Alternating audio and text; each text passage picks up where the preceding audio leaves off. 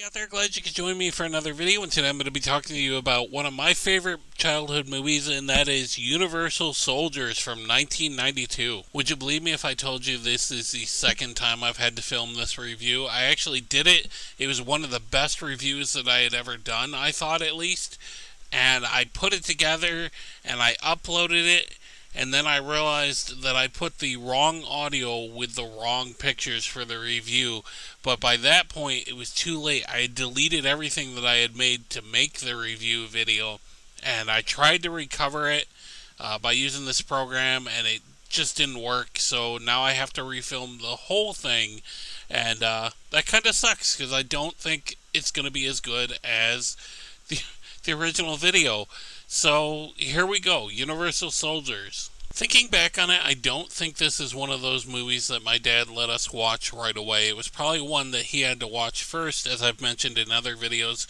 They were pretty careful when we were younger about what we watched. But whenever he finally did let us watch it, I absolutely loved it, and the concept of it. How could you not? I mean, it was the early 90s. Jean-Claude Van Damme was one of the big superstars of the time, and then you had Dolph Lundgren, who I wasn't exactly a fan of, but I hadn't really seen any of his movies until recently, and even now I can probably only name 3 or 4 that he's been in. But I still think he's a really good actor. The movie starts off in 1969 at the end of the Vietnam War with Jean-Claude Van Damme and Dolph Lundgren as American soldiers who are getting ready to be pulled out of country. The movie opens up with a scene where obviously Jean-Claude Van Damme's character Luc has been off doing something, and he's come back to a village to lead the rest of his platoon to safety. What he doesn't know is Dolph Lundgren's character, the sergeant, has gone completely nuts. He's holding the only 2 surviving villagers hostages. He's killed the rest of the platoon and cut off their ears as trophies. They have what is a short verbal altercation where Jean-Claude Van Damme is confronting Dolph Lundgren saying, "Hey, what are you doing? This is freaking nuts.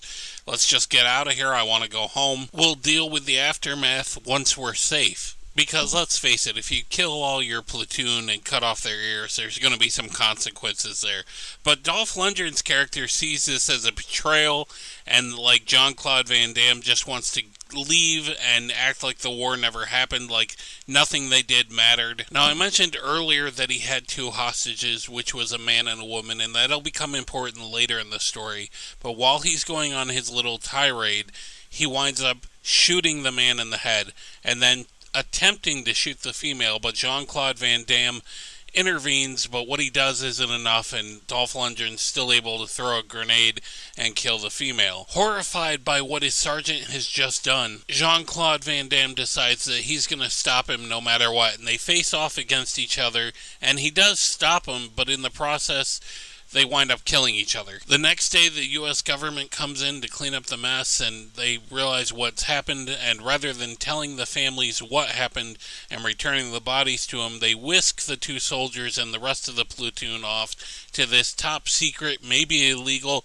government project where they find a way to reanimate the bodies and give them this super serum that turns them into super soldiers. Now, I know it's sci-fi, but how cool is it, the idea of being able to bring back a soldier from the dead, and not only bring them back, but give them like superhuman abilities. The first time we get to see the super soldiers in action is apparently not the first time the American public gets to see them in action, because all these TV news reporters are lined up to film them at this hostage situation that they have to go in and take out these terrorists. And you get the impression that the whole reason they're there is not because of the hostages, but so that they can film these soldiers who are able to do great feats without any casualties. And this is where we meet our female lead in the story. She's a TV news reporter that's just been fired, and to redeem herself, she decides that she is going to find out what exactly is going on with these super soldiers. So somehow she manages to follow the military back to their top secret base, which is a pretty badass RV. And she manages to get close enough to get pictures of one of these super soldiers that was wounded during the terrorist stoppage mission, is I guess what we'll call it. But while she's taking pictures of him in what looks like a giant cooler, he wakes up or comes back to life, because it definitely looks like he's dead in the cooler, full of bullet wounds.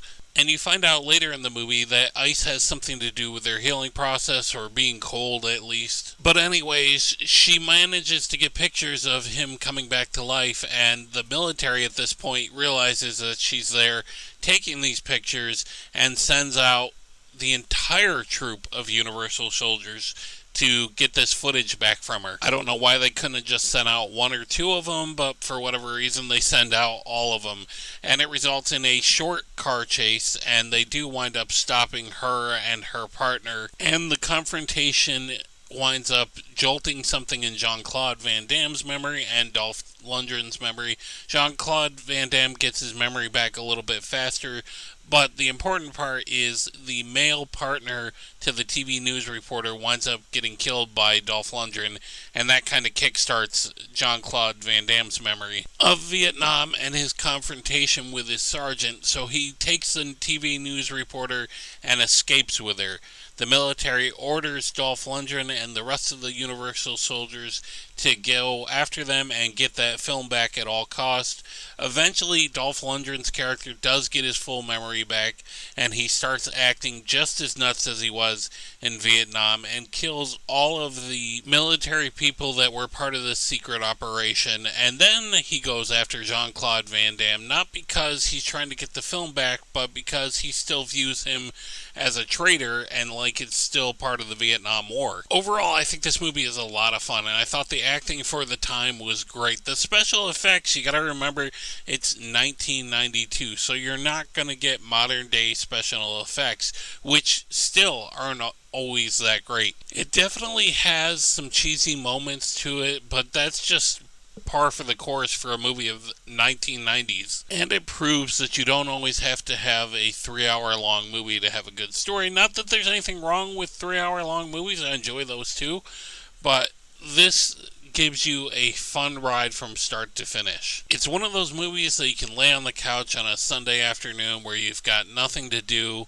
and just watch it and enjoy it for what it is. So that's the end of my review, guys, and I'm going to give it a rating of 5 out of 10. And I hope you enjoyed the video. I didn't think I would have a whole lot of fun refilming this one. I definitely did. And I will see you all later. Don't forget to subscribe. Bye.